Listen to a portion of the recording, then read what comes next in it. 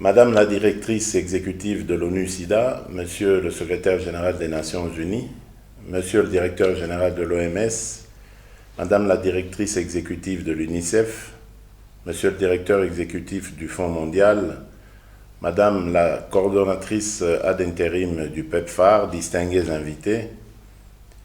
l'honneur m'échoit à ce jour de parler au nom de mes pairs africains en ma qualité de président de l'Union africaine à l'occasion de cet événement de haut niveau sur les avancées en matière de lutte contre le VIH-Sida sur notre continent en marge de la 76e session de l'Assemblée générale des Nations unies. Nous sommes à un tournant décisif et crucial de la riposte au VIH-Sida, comme l'a si bien souligné Madame la directrice exécutive de l'ONU-SIDA, 40 ans après l'annonce du premier cas du VIH. En effet, comme vous le savez, l'Afrique porte un lourd fardeau, avec plus de 68% de malades sur les 37,7 millions de personnes vivant avec le VIH dans le monde. En 2020, environ 61% de nouvelles infections à VIH sont survenues en Afrique et le continent paye aussi un lourd tribut, avec 68% de décès dus au sida. Madame la directrice exécutive de l'ONU-SIDA, distingués invités,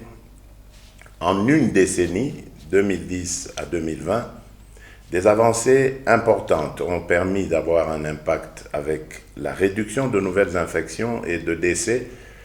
avec respectivement dans les régions africaines, en Afrique de l'Est et en Afrique australe, moins de 43% de nouvelles infections et moins de 50% de décès. En Afrique de l'Ouest et en Afrique centrale, moins de 37% de nouvelles infections et moins de 43% de décès. En Afrique du Nord, plus 25% de nouvelles infections et moins 26% de décès. En Afrique, c'est respectivement une réduction de 41%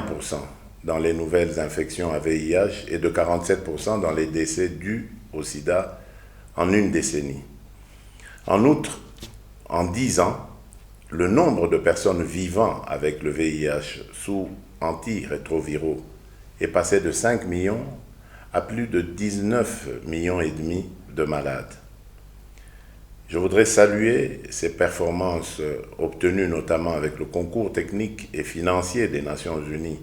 sous le leadership de l'ONU-SIDA, du Fonds mondial, du PEPFAR et d'autres partenaires. Mesdames et messieurs, distingués invités, comme vous le savez, dans l'ensemble, l'aide internationale en matière de VIH a diminué de près de 10% de 2015 à 2019, le soutien de quelques donateurs augmentant, tandis que de nombreux autres ont réduit leur financement pour le VIH. La reconstitution réussie du Fonds mondial en octobre 2019, l'appui financier solide et soutenu des États-Unis d'Amérique au PEPFAR et l'appui essentiel fourni par la Banque mondiale aux dépenses sociales sont des preuves encourageantes de la solidarité mondiale qui subsiste en faveur du financement de la riposte au VIH. L'Afrique a encore besoin de la solidarité mondiale et je profite pour souhaiter un bon anniversaire à l'ONU-SIDA,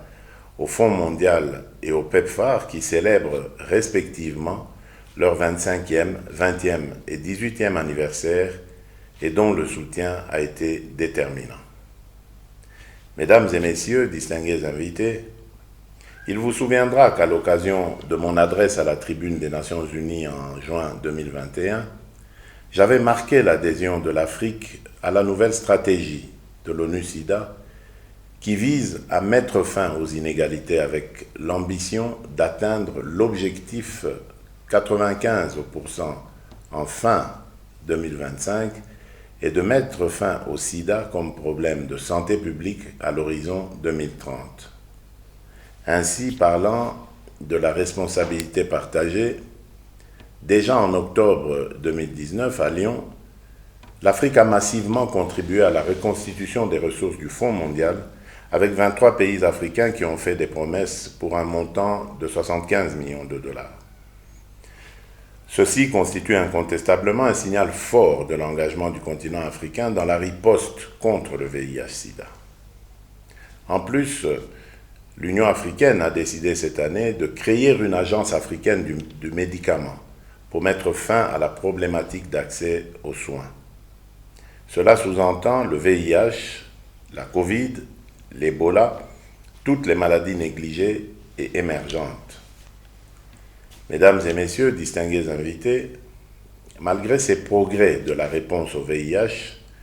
il subsiste néanmoins des défis majeurs tels que la prise en charge pédiatrique des enfants séropositifs, les décès et les nouvelles infections,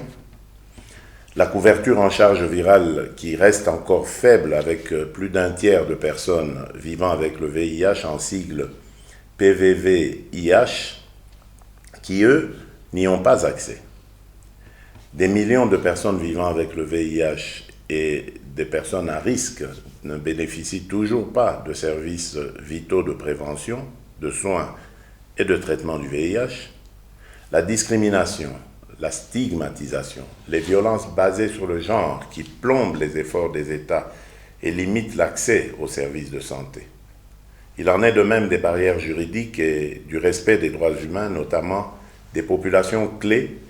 qui limitent leur accès aux services VIH. En Afrique subsaharienne, des taux élevés d'acquisition du VIH persistent chez les adolescentes et les jeunes femmes en raison de vulnérabilités multiples telles que des normes et pratiques sociales néfastes. La prise en compte d'autres maladies, notamment la COVID-19, qui impacte sur les ressources allouées à la lutte contre le VIH-Sida. Le financement et l'accompagnement technique des organisations de la société civile qui jouent un rôle important dans la mobilisation communautaire et la réponse aux maladies. La pauvreté et le manque d'éducation constituent également d'énormes obstacles pour délivrer les prestations de santé et de lutte contre le VIH. Mesdames et messieurs, distingués invités, voilà maintenant 40 ans que nous luttons contre le VIH. Les succès et les échecs nous ont appris que nous ne pouvions pas nous préparer à une pandémie ni la vaincre sans dissoudre les inégalités, promouvoir des approches centrées sur les personnes et basées sur les droits et sans travailler avec les communautés pour atteindre toutes celles et ceux qui en ont besoin. Une fois de plus, nous comptons sur nos partenaires traditionnels, le Fonds mondial, le PEPFAR, les Nations unies à travers l'ONU-SIDA et les autres, pour nous accompagner afin d'être au rendez-vous des objectifs de développement durable en 2030 et gagner définitivement le combat contre le VIH-Sida. Je vous remercie.